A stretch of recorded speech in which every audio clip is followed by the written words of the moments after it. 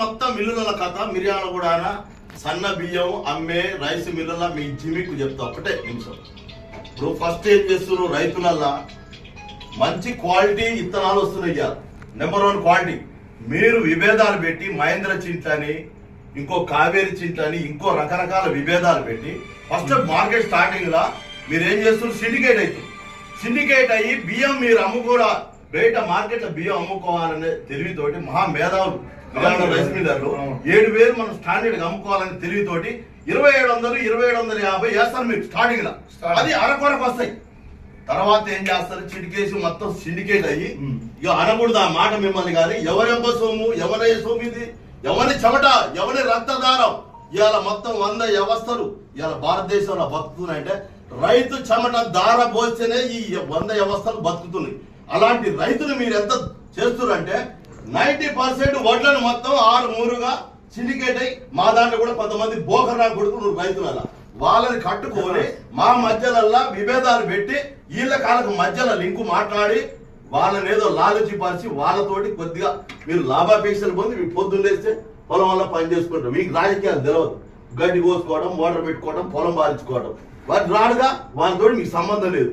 మధ్యలో బోకరేసేసి రాజకీయ నాయకులు వాంది వీంది మీరు కూర్చుకుంటా వీళ్ళని దగ్గరికి రానియకుండా మీరు దందా చేసుకొని లాస్ట్ మూమెంట్ లో తాను ఓట్లు పనికి మారిన ఓట్లకు మళ్ళీ 2900 జమ చేస్తారు. ఇది ఎందుకు లాజిక్ అంటే 7,000 రూపాయలు మీరు బియ్యం అమ్ముకోవాలి. ఇదే బరాబర్ చెప్తున్నా ఆ మధ్యలో మాట 7,000 రూపాయలు బియ్యం అమ్ముకోవాలి. తౌడు చచ్చినా బతికినా పనికి మాల పురుగు పట్టిన తౌడు కూడా 30 రూపాయలకు అమ్ముకోవాలి. ఇవాళ ఎవరి కష్టం ఎవరి రెక్కల దారం మీరు ఇవాళ ఏసీలకు బతుకురి కష్టపడి అంతేగాని ఒకరిని మోసం చేయవాకరి. ఇవాళ మిర్యాలగూడ రైస్ మిల్లు వ్యవస్థలో జరిగే దందాది.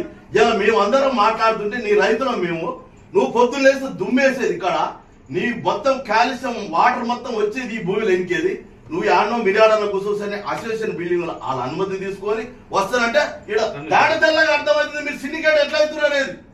అది మీ ఈడ వ్యవస్థలు జరిగేది.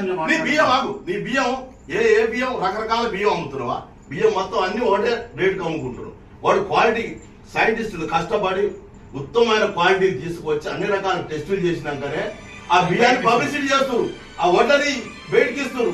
దానికి మీరు రకరకాల ఎక్కువ పంట పడతాయి. రైతు ఎందుకు బాగుపడాలని మహేంద్ర జిల్లా రేటు తక్కువ చేస్తున్నావు. అది ఎంత మూర్ఖత్వం అది.